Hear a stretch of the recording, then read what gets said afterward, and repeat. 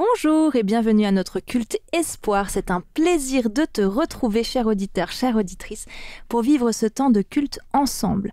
Alors, ce que l'équipe Culte Espoir met derrière le mot culte, c'est un temps spécial avec Dieu, pour Dieu, à travers différents moments, des temps de chant de louange, des temps de réflexion, de témoignage, de prière, d'encouragement, d'auto-interdivin coaching, pour s'encourager les uns les autres à grandir dans notre foi et à donner de plus en plus de place à Jésus dans nos vies.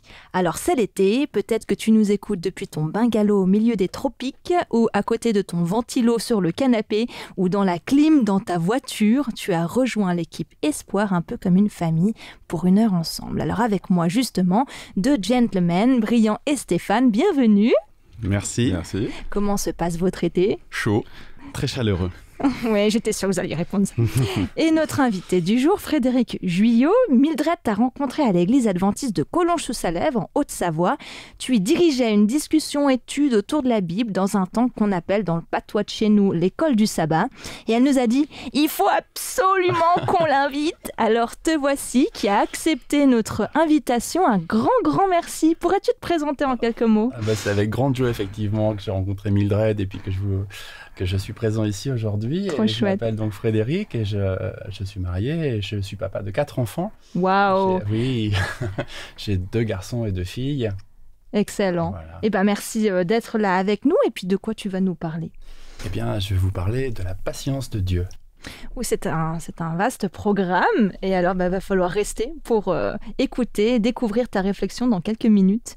Eh bien, je prie pour débuter ce culte, pour que le Seigneur nous remplisse de sa présence, qu'il guide nos échanges, nos réflexions, qu'il dispose nos cœurs et celui des auditeurs, des auditrices, afin que nous puissions tous grandir, être édifiés, être inspirés par l'Esprit et honorer Dieu pendant ce temps de culte.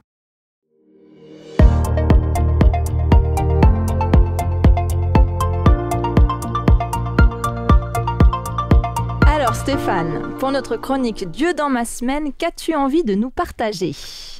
Je veux partager une réflexion que j'ai eue suite à une situation que je pense que la plupart des gens ont déjà eue, surtout ceux qui ont déjà des enfants, que j'ai vécu avec mon fils, un de mes fils. Je voulais demander de ranger ses affaires, sa chambre. Ça, c'est 15 millions de fois dans votre vie, ça, en tant que parent, non ? Oui, en plus, il est parti le faire. Donc très bien. C'est pas mal. Mais après 10 minutes, c'est le silence. C'est suspect, ça. Le silence suspect. C'est déjà fini. Ah, c'est bizarre. Donc, je décide d'aller le voir. Et, surprise, il n'a toujours pas rangé ses affaires. Au lieu de ça, il était en train de jouer. À ce moment, je vis rouge. Là, la patience n'existait plus. Zéro, rien du tout. Je suis même énervé. Oh là là. Après avoir respiré, et surtout après un peu plus de calme, je me suis fait la réflexion. Si Dieu avait le même niveau de patience que moi à ce moment-là, et si pour un rien, il perdait patience, il s'énervait, comment il aurait-il réagi face à mes erreurs ? Quelles seraient les conséquences pour nous, les êtres humains, si Dieu n'avait pas la patience que moi ? Heureusement que Dieu n'est pas comme nous. Heureusement que Dieu est amour, il nous aime. Et heureusement qu'il a beaucoup plus de patience que nous. Ce que j'ai appris de cet épisode, c'est de suivre l'exemple que Dieu nous a donné. D'être patient avec les autres, surtout ceux qu'on aime le plus. Parfois, c'est là qu'on a moins de patience. Dieu est amour, et comme il est écrit dans le 1 Corinthiens 13,4, l'amour est patient. Il a plein de bonté, l'amour. Il n'est pas envieux. Il ne cherche pas à se faire valoir. Il ne s'enfle pas d'orgueil. Essayons de suivre l'exemple de Dieu.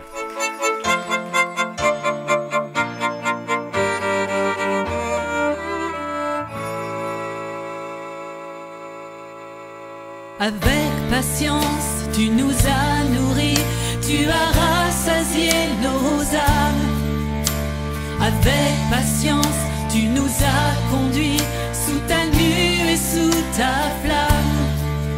Tu es le rocher qui nous a suivis au travers du désert. Tu es la source d'eau qui jamais ne tarit, l'eau pure qui désaltère. Nous reconnaissons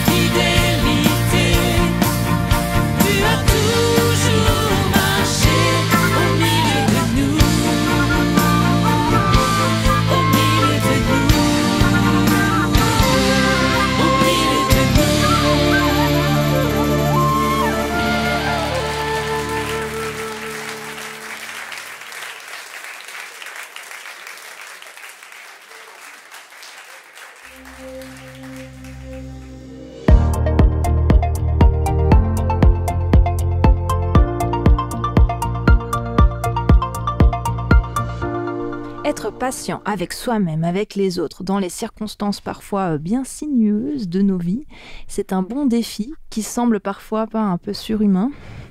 D'ailleurs, la promesse du jour que j'aimerais te partager montre que cette patience, qui dépasse parfois nos propres forces, on peut la demander à Dieu. Alors, ça se trouve dans Galates, chapitre 5, verset 22. Voici ce que l'Esprit Saint produit. Amour, joie, paix, patience, bonté, service, confiance dans les autres, douceur, maîtrise de soi.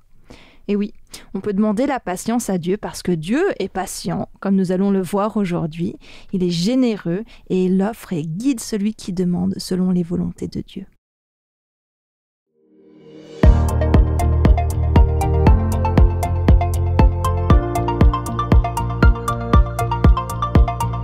Auditrices, auditeurs, aujourd'hui nous mettons à l'honneur la patience de Dieu. Comme tu le disais tout à l'heure, Stéphane, Dieu est patient avec moi, il est patient avec toi, il ne s'impose pas. Il nous laisse faire des choix qui ne sont peut-être pas toujours les bons, mais à chaque fois, il est là, il patiente avec un amour qui dépasse toutes mes conceptions. Alors pour ce moment de louange, je te propose d'écouter une chanson de Be Right, un rappeur qui exprime et expose si bien ces moments, ces situations dans lesquelles nous pouvons vivre avec Dieu. Mais sans plus attendre, je te laisse écouter cette chanson qui s'intitule « Bon berger ».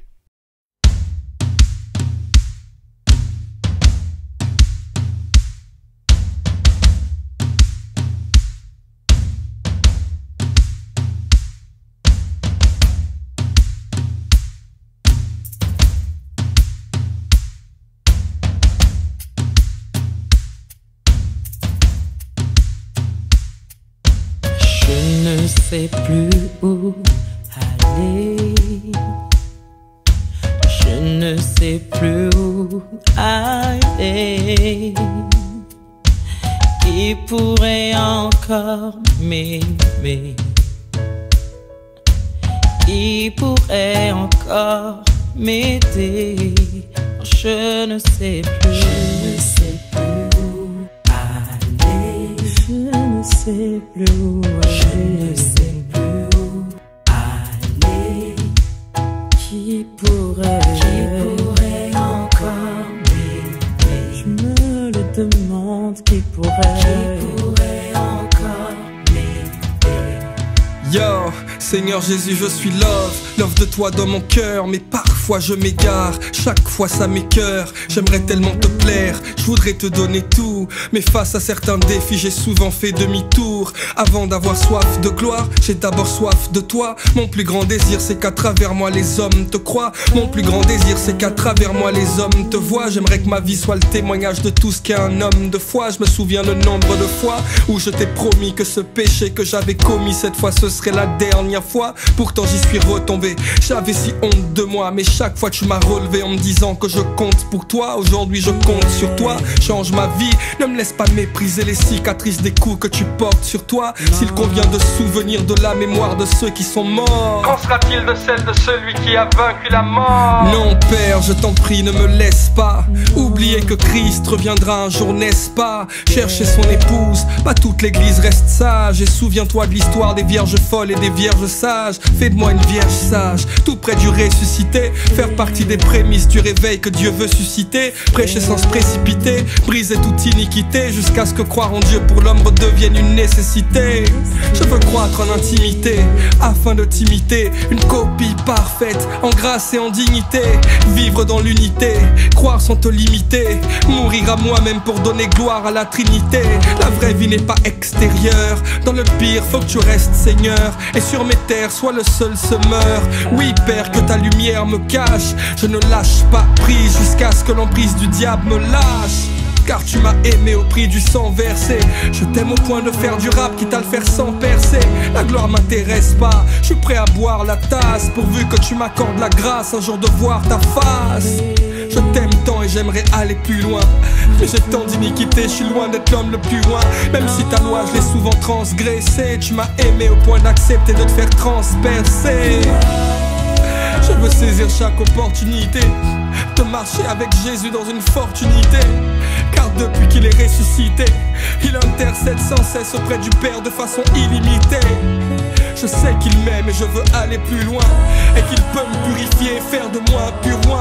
J'ai décidé de ne plus gamberger, je serai cette brebis qui va faire de Christ son bon berger. Comment Jésus est le bon berger. Jésus est le bon berger. Lui seul peut encore m'aider. Lui seul peut encore m'aider. Il a porté nos péchés. Jésus est le bon berger.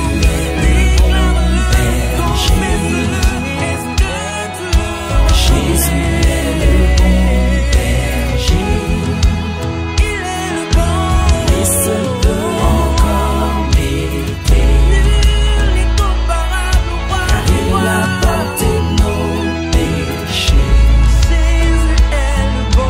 Jésus est le bon berger. Il est le bon berger. Jésus est le bon berger. Lui seul peut encore m'aider. Car il a porté nos péchés.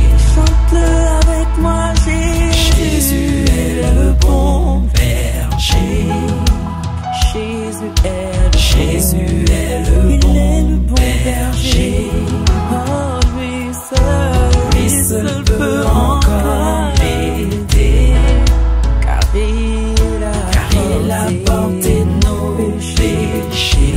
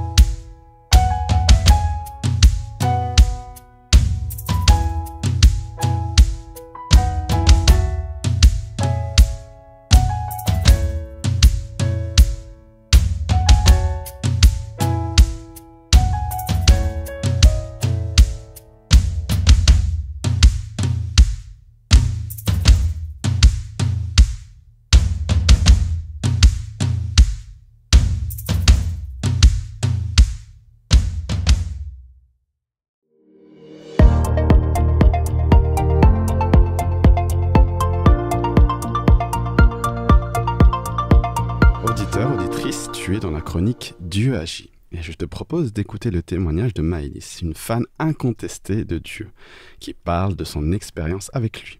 Mais je ne te dis pas un mot de plus et je te laisse écouter la suite. Je m'appelle Maëlys, j'ai 31 ans.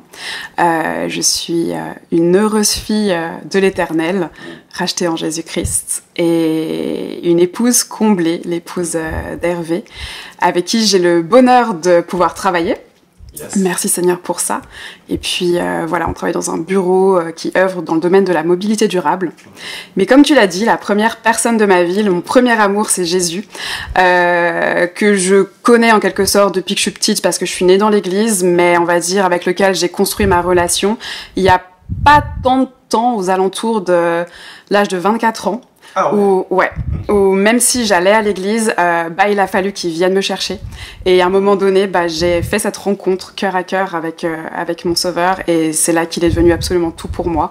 Et que voilà, c'est pour lui que je vis. Il est mort pour moi, et c'est ma vie, elle est pour lui aujourd'hui. Si, je vais peut-être parler d'une situation en particulier, qui d'ailleurs est même pas une situation de quelques jours, c'est une situation de plusieurs années. Ça tombe bien. Pour parler de la patience de Dieu, ça tombe bien. Voilà, en fait, quand j'étais adolescente, donc assez jeune, même je crois vers l'âge de 11-12 ans, j'avais déjà décidé de comment serait tracée ma vie.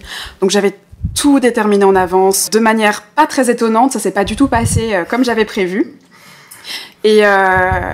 Mais quand je suis sortie du bac, je suis quand même rentrée dans la voie que je m'étais tracée, tout ce que j'avais organisé en avance. Donc je suis rentrée dans les études que je voulais faire. Ça s'est pas passé comme prévu.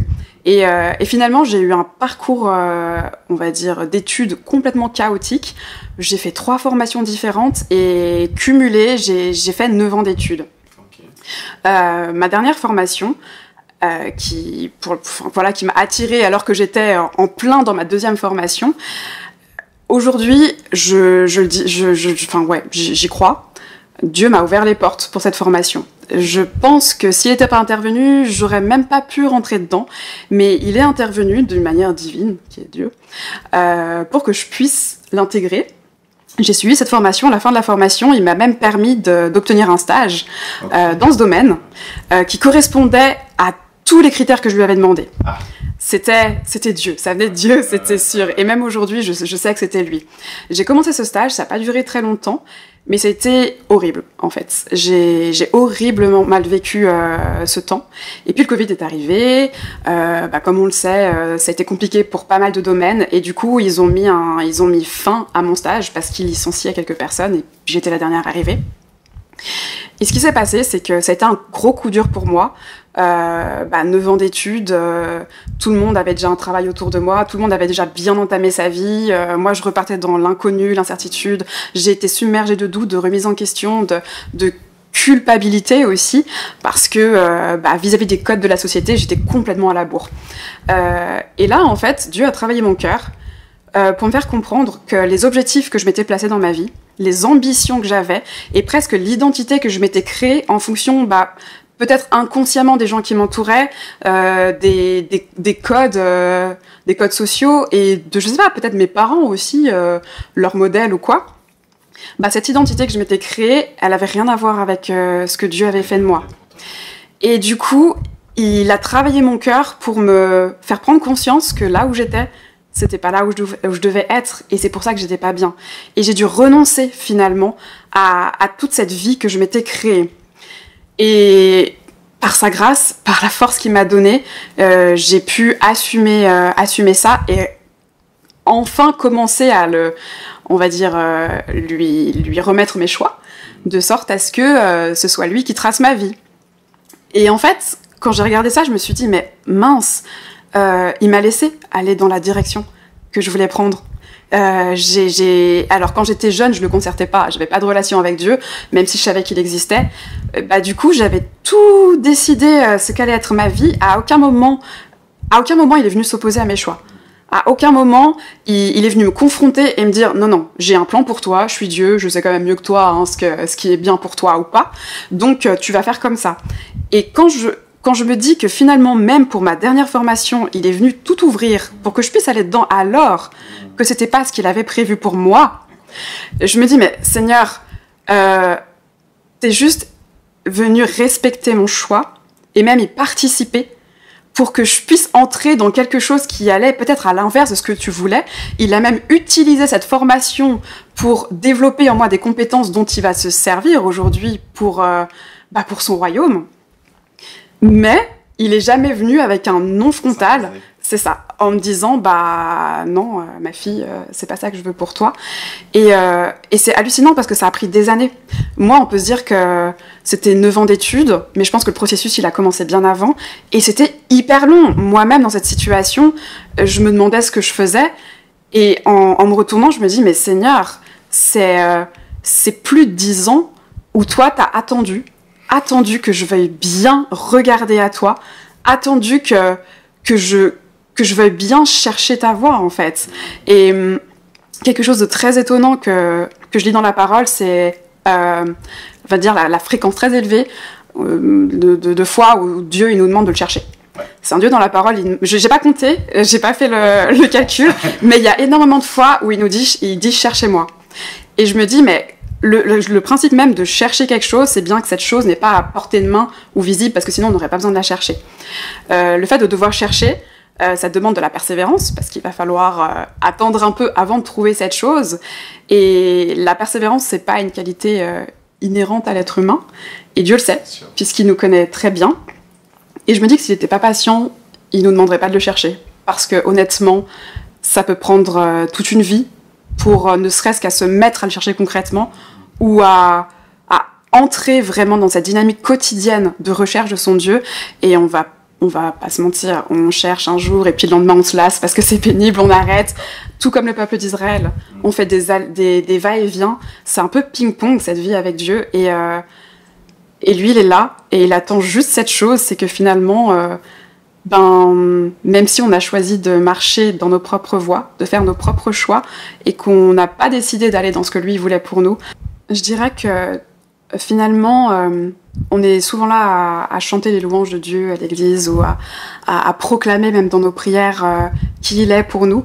Alors des paroles qui viennent de la Bible, ce qu'on peut entendre à l'église, mais souvent dans notre quotidien, quand on est confronté à des situations, des épreuves, des moments compliqués, c'est comme ce qu'on peut déclarer sur lui ne se reflète pas dans ce qu'on croit de ce qu'il est. Et je crois que souvent Dieu n'est pas celui qu'on croit qu'il est. Et ça peut être intéressant de le sonder, de lui dire papa, dis-moi ce que tu dis de moi. Parce que tu n'es pas ce papa intransigeant, culpabilisateur, que des fois on peut avoir l'impression, on se met la pression nous-mêmes finalement. Et Seigneur, qu'est-ce que tu dis de moi peut-être dans ta réalité à toi? Fais-moi entendre la manière dont tu me considères pour que je puisse entrer dans ta vision sur moi, pour que je puisse clairement reconnaître mon identité en toi et l'amour que tu me portes, et pour qu'on puisse aussi dans cette recherche de notre Dieu être réconcilié avec sa vraie nature et la vérité de ce Dieu merveilleux qu'il est, et qui, honnêtement, si Dieu était pas patient, on discuterait même pas aujourd'hui, ça serait pas possible. Et voilà, pour moi, c'est la personne la plus respectueuse qui soit, parce que alors même qu'on est peut-être dans une situation qui nous semble tellement éloignée de la sainteté de Dieu, même là, il va venir nous chercher, même là, il va venir à notre hauteur pour nous attirer à lui. Et franchement, il n'y a pas plus respectueux et plus patient que notre Dieu. Merci beaucoup, Maëlys, pour ton témoignage. Merci à toi.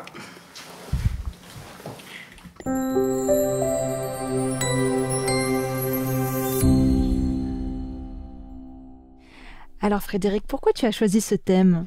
Écoute Amandine, j'ai voulu me pencher sur le caractère de Dieu pour essayer de le connaître plus profondément.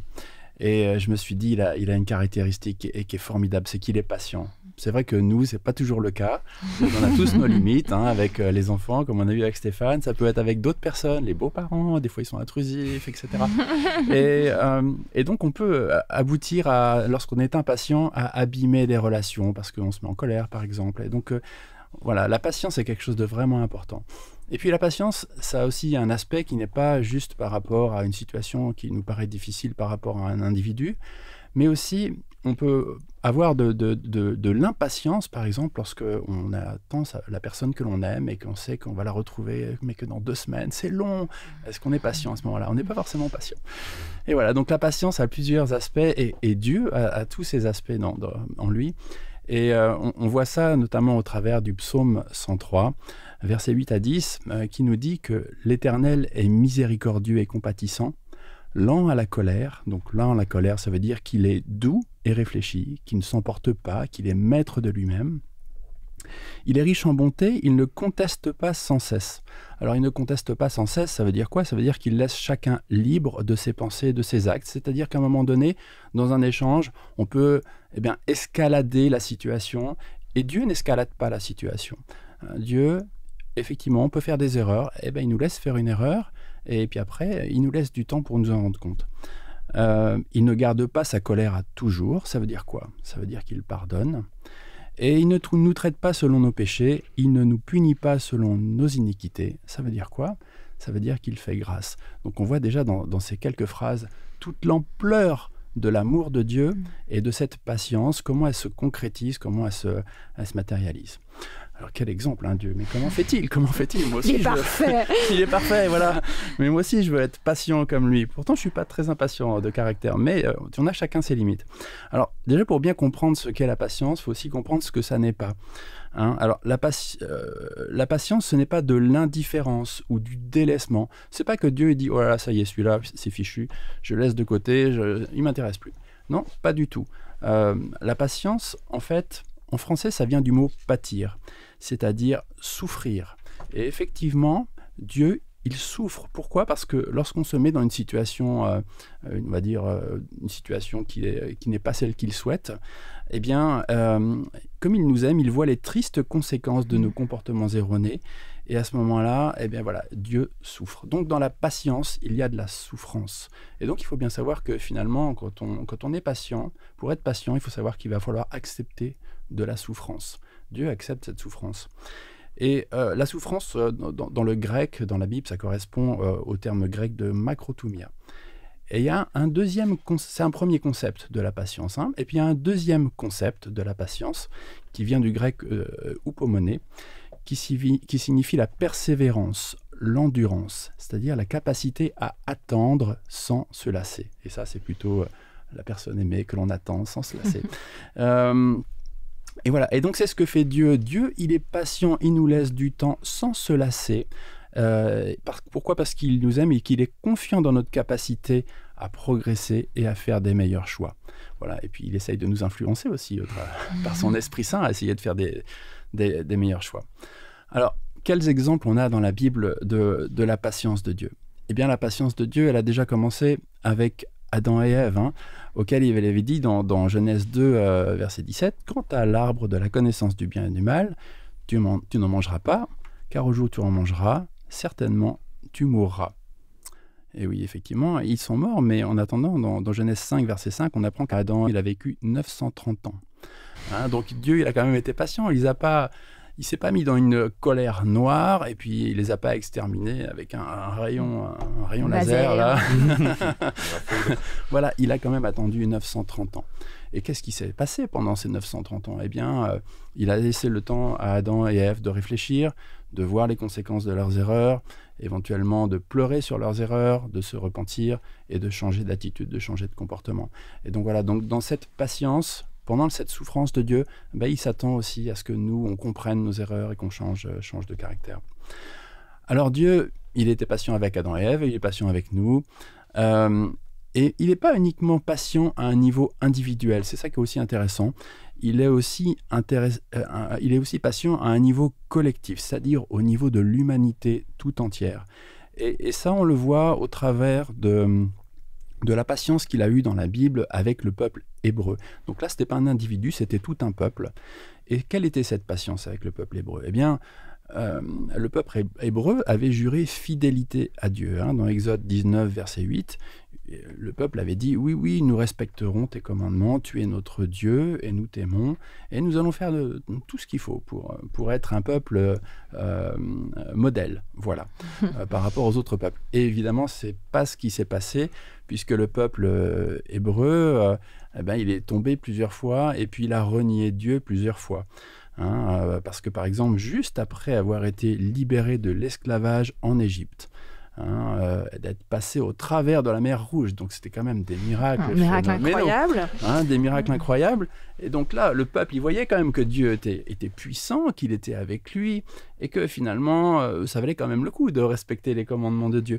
Eh ben non, c'est pas ce qu'ils ont fait. Qu'est-ce qu'ils ont fait juste après ça ? Ils se sont plaints. Et puis, lorsque Moïse est monté sur la montagne pour aller justement chercher les commandements, eh bien, le peuple s'est fait un veau d'or à idolâtrer. Voilà. Donc ça, c'est quoi ? Ça veut dire qu'ils ont décidé de se dire, voilà, c'est qui ce Dieu-là ? Nous, on est un peu impatients parce que là, pour le coup, Moïse, ça fait 40 jours qu'il est sur la montagne. Dieu, il s'occupe pas vraiment de nous. Le peuple a été impatient. Voilà, le contraire de tout le contraire de ce qu'est Dieu. Et voilà. Et donc, ils ont abandonné Dieu. Bon, mais qu'est-ce qu'a fait Dieu ? Est-ce que Dieu s'est mis en colère ? Oui. Il s'est quand même mis en colère, mais donc il s'est mis en colère et qu'est-ce qu'il a dit ? Il a dit à Moïse, je vais les détruire, je vais les exterminer. Et Moïse a dit, s'il te plaît, Seigneur, extermine-moi, mais extermine pas le peuple. Donc en fait, est-ce que Dieu était... quel était le niveau de colère de Dieu ? C'est surtout en fait que, on peut penser que Dieu était un peu plus en train de tester un peu Moïse, mais que Dieu n'avait pas l'intention d'exterminer tout son peuple. Et puis d'ailleurs, on voit bien qu'il ne l'a pas fait et que le peuple hébreu est tombé plusieurs fois comme ça. Il a idolâtré de très nombreuses fois. On a des exemples de rois aussi de rois du peuple juif qui ont idolâtré. Il y a un roi qui a, par exemple, brûlé son enfant vif pour aux autres dieux. Voilà. Donc, voilà, le peuple s'est écarté de Dieu plusieurs fois, mais Dieu est revenu. Voilà. Alors, Dieu est patient parce qu'il nous aime, il est prêt à nous pardonner nos péchés, cependant, il ne tolère pas le péché. Alors, ça veut dire quoi? Est-ce que ça veut dire que sa patience, elle a quand même des limites? Eh bien, que nous dit la Bible? Alors, la Bible, dans Exode 34, versets 6 et 7, on a Dieu qui s'adresse à Moïse et qui lui dit « L'Éternel, Dieu miséricordieux et compatissant, lent à la colère, riche en bonté et en fidélité. » On retrouve un petit peu le psaume, qui conserve son amour jusqu'à 1000 générations, qui pardonne l'iniquité, la rébellion et le péché, mais qui ne tient pas le coupable pour innocent, et qui punit l'iniquité des pères sur les enfants jusqu'à la 3e et à la 4e génération. Alors, cela signifie que Dieu punit ceux qui restent dans le péché, ceux qui s'y complaisent, qui finissent par le transmettre un peu en intraveineuse à leurs enfants, et c'est ce qu'il faut comprendre par punir les enfants jusqu'à la 3e et à la 4e génération, c'est-à-dire que le péché, on le transmet. Lorsque les parents ou des grands-parents ont un comportement par nature pécheur, les enfants, ils le voient et ils l'assimilent malheureusement. Donc, mais Dieu est patient, car il nous laisse le temps de prendre conscience de nos péchés, de leurs terribles conséquences, mais il veut quand même que nous en sortions. Voilà. Alors, il pardonne ceux qui reconnaissent leurs erreurs et qui, le cœur brisé, reviennent de leur mauvaise voie, qui changent radicalement, autrement dit en langage biblique, qui se repentent. Alors, c'est aussi ce que nous dit l'apôtre Paul dans son épître aux Romains, chapitre 2, versets 7 et 8, où il nous dit « Méprises-tu les richesses de sa bonté, de sa patience, de sa longue attente, ne reconnaissant pas que la bonté de Dieu te pousse à la repentance ?» Voilà, donc Dieu, il est patient, mais il attend à ce que nous nous repentions. Et moi, ça me fait penser systématiquement à Apocalypse 14, verset 7, qui nous dit « Craignez Dieu et donnez-lui gloire, car l'heure de son jugement est venue. » C'est-à-dire que on ne joue pas quand même. Dieu, il est patient, mais effectivement, il y a quand même, à un moment donné, un jugement. Et de quelle façon est-ce qu'on veut être jugé? Et donc, Romains 2, verset 8, nous dit qu'il réserve la vie éternelle à ceux qui, par la persévérance à bien faire, cherchent l'honneur, la gloire et l'immortalité, mais l'irritation et la colère à ceux qui, par esprit de dispute, sont rebelles à la vérité et obéissent à l'injustice. Voilà, donc on a deux camps qui s'opposent, on a le bien et le mal. Il n'y a pas un entre-deux. À un moment donné, il faut décider de choisir. On ne peut pas se dire, bon, là, je fais bien, ça va. Là, je fais mal, mais c'est pas grave. Non, il faut quand même, à un moment donné, se décider d'aller vraiment à 100% vers le bien. Donc, Dieu est patient, mais il est quand même strict, c'est-à-dire intransigeant avec le péché. Alors si on s'en arrête là, on se dit, voilà, c'est quand même un peu austère tout ça. Ça commençait bien. Plomber l'ambiance là, mais c'est bon. Mais...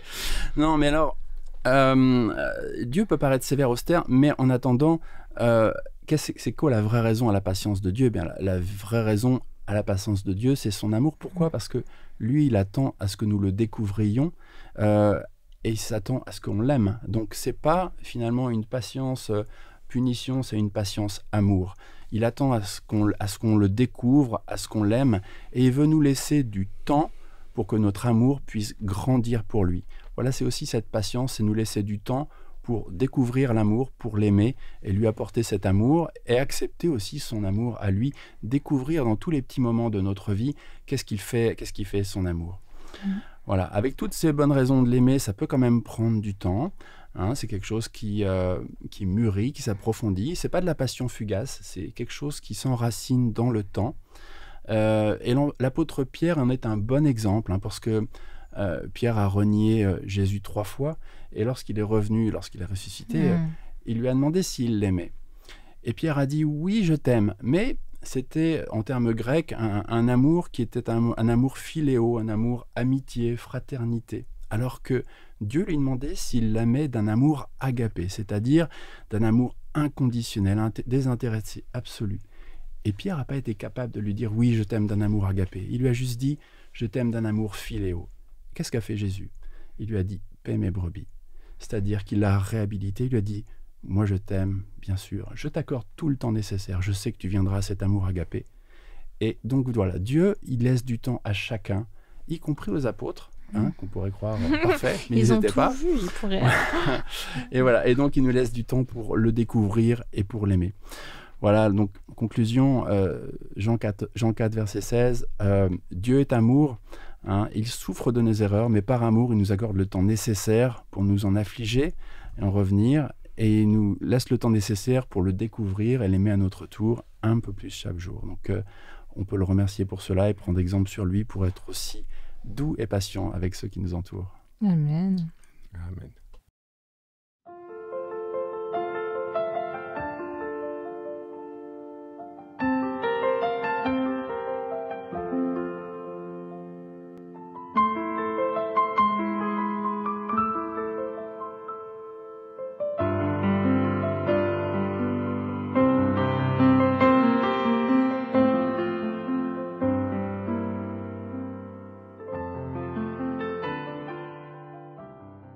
Chère auditrice, auditeur, tu te trouves au Culte Espoir et nous venons d'écouter le partage biblique de Frédéric Guyot à propos de la patience de Dieu. Dieu rempli d'amour, de tendresse, de pitié, qui fait preuve de patience envers nous en respectant le temps dont nous avons besoin pour comprendre certaines choses, pour se repentir, grandir notamment dans notre foi. Alors, petit tour de table, qu'avez-vous envie de retenir, Stéphane Briand, de ce partage? Qu'est-ce qui vous a interpellé, titillé, parlé particulièrement? C'est quand il a parlé de la limite, que Dieu, en gros, il n'a pas de limite à sa patience, mais c'est le temps. Parce que nous, on est limité dans le temps.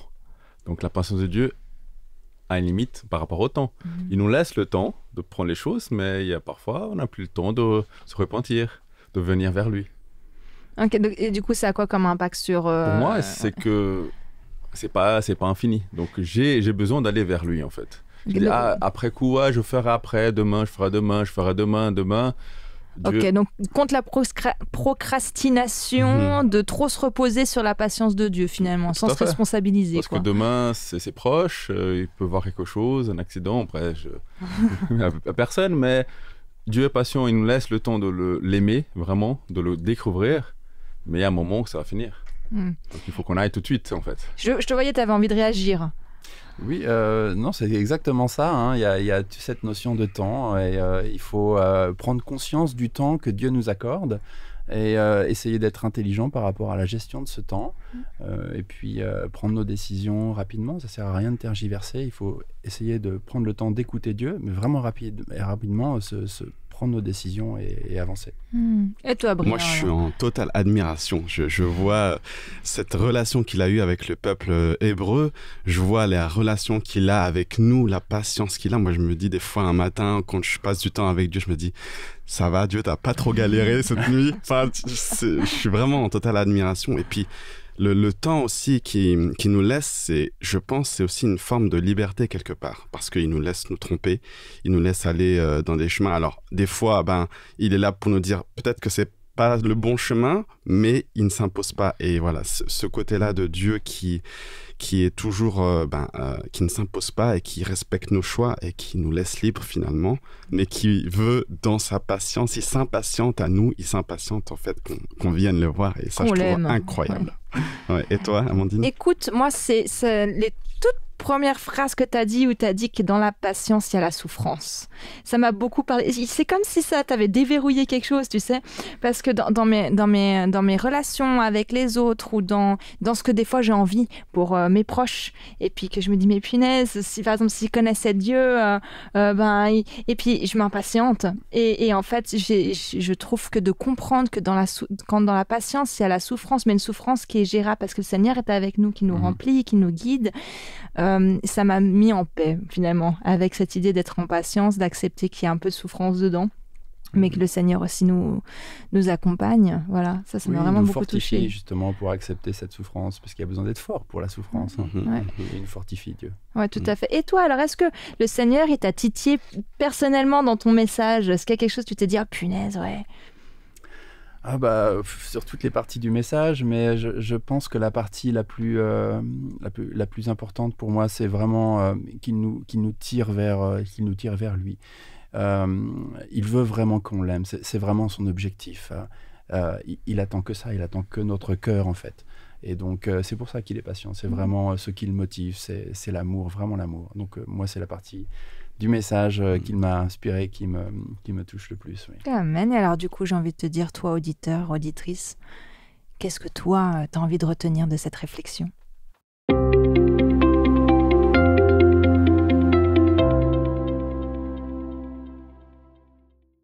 Dans cette chronique Dieu de lézard, j'aimerais vous parler d'un film, The Best of Enemies, qui a été adapté du livre The Best of Enemies, Race and Redemption in the New South, de Osha Gray Davidson. Ce film relate des événements qui sont passés en 1971 dans la ville de Durham, en Caroline du Nord, États-Unis.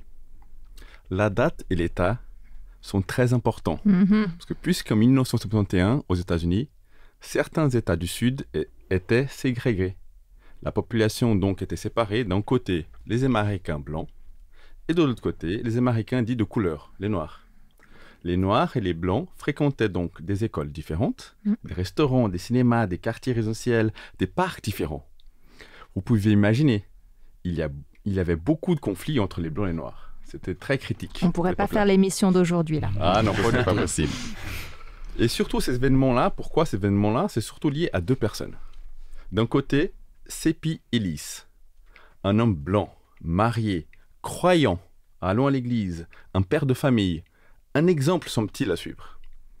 Il est président de l'organisation nommée l'Empire invisible des clans unis d'Amérique, unité 9 de Caroline du Nord, plus connue sous le nom d'aujourd'hui Ku Klux Klan. Donc c'était vraiment le responsable. De l'autre côté, il y a Anne Atwater, femme noire, élevant seule sa fille, croyante elle aussi, qui est la militante de droits civils. Donc elle est la porte-parole de la population de couleur de la ville. Et si on voit bien le livre, on voit le film, c'était une femme qui n'avait pas peur de s'exprimer ses convictions. Elle attaquait vraiment. Hein. Donc un jour dans cette ville, un événement arrive qui fait vraiment tout basculer. L'incendie des écoles de couleur, des élèves de couleur. Donc leur école part en incendie. Une partie de la population menée par Anne veut que les élèves noirs soient intégrés dans les écoles publiques. Donc les écoles des Blancs. Et bien sûr, l'autre côté, menée par C.P. Ellis, ne le veut pas. Jamais une chose pareille ne pourrait arriver dans cette ville. Et même le conseil municipal donne raison à C.P. Ellis. Donc ils disent non, les noirs restent dans leur école même moitié brûlée. On ne se mange pas. Là, toute cette histoire va jusqu'à un juge. Et le juge ne veut pas trop se décider, donc il envoie Billy Riddick, un noir américain habitant au nord des États-Unis, donc les États qui sont non ségrégationnistes. Il était nommé pour organiser des débats et rencontres citoyennes appelées charrettes, qui doivent aboutir à des solutions trouvées par des représentants des citoyens de la ville, donc noirs et blancs, sur le sujet déplacement des élèves de couleur. Donc eux, ils doivent décider si les élèves de couleur vont à l'école avec les blancs ou pas. C'est à ce moment-là que Billy Riddick a dû faire face à plusieurs défis. Le premier a été de faire en sorte que C.P. Ellis, Ku Klux Klan, pas oublier, hein, et Anne, militant de droit civil, travaillent ensemble pour trouver des solutions. Tu peux imaginer s'il a eu besoin de beaucoup de patience, persévérance pour aboutir à un résultat. C'est pas que les deux, c'était toute la ville qui voulait faire ça. Donc C.P. Ellis et Anne n'ont pas eu la vie facile non plus. Hein. Comment le président du clan, Ku Klux Klan, peut travailler avec Anne, une femme noire, et vice-versa. Et aussi, ils ont besoin de patience, beaucoup de patience, de tolérance, de savoir-vivre et de respect l'un envers l'autre. Les événements s'enchaînent et des choses incroyables vont se passer. Mais pour connaître la suite et découvrir quelle était la conclusion de la charrette, il faut voir le film. Mais ce que je peux dire, c'est à quel moment Anne dit à C.P. Ellis une phrase qui me fait vraiment réfléchir. Je la cite. « C'est le même Dieu qui t'a créé, qui m'a créé. » Et je ne peux qu'être d'accord avec elle. Dieu nous a créés tous égaux. Il faut avoir du respect, de la patience les uns envers les autres, comme Jésus nous a enseigné. D'aimer ton prochain comme toi-même, même si ton prochain est le président du Ku Klux Klan. Est-ce que quelqu'un a vu le film ? Alors moi, perso, oui. Ouais, on l'a vu ensemble, il n'y a pas très longtemps. Tu as vu, toi ? Non. Alors c'est vrai que J'ajouterai à ton descriptif que même s'il n'est pas cité de manière explicite, je vois en trame de fond aussi la patience de Dieu qui accompagne ces deux croyants, comme tu disais, dans leur chemin pour apprendre justement à se connaître l'un l'autre, à grandir dans leur compréhension de ces versets parfois si difficiles à vivre. Aime ton prochain comme toi-même, aime ton ennemi et prie pour celui qui te persécute. Je trouve qu'en effet, on retrouve le thème de la patience, de l'amour, de la tolérance, de l'espérance dans ce film que je trouve par ailleurs très très bien joué. Et en plus, c'est une histoire vraie, donc voilà, merci pour ce partage. Et bon film. Merci.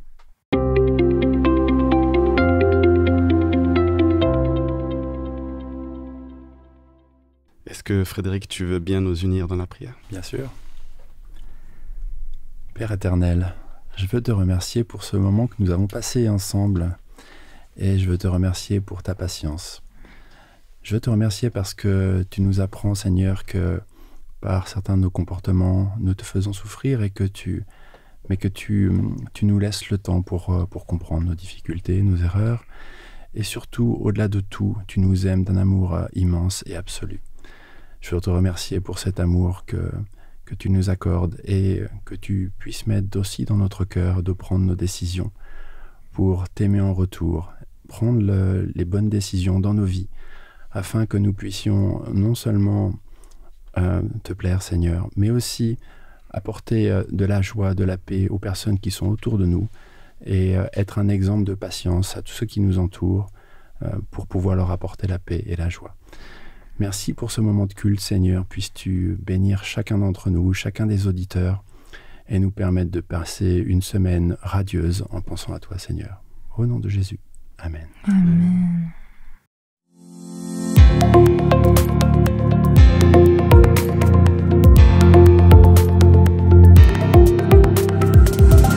Avant de nous quitter, il est bien entendu venu le temps de passer à l'action. Alors je te propose une action en 2 étapes. Étape numéro 1, je te propose un temps de face à face avec Dieu.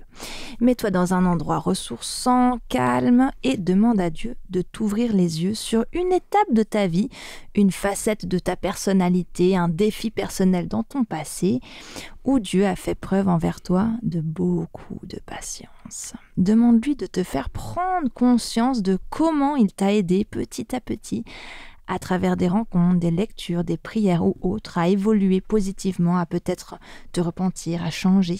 Prends le temps, dans le silence, d'être à l'écoute et de remercier ensuite le Seigneur pour sa patience envers toi. Étape numéro 2, c'est à ton tour d'être patient. À nouveau, prends le temps de réfléchir à une situation, une personne envers laquelle tu n'as pas beaucoup de patience. Confesse de manière précise cette situation, cette relation à Dieu.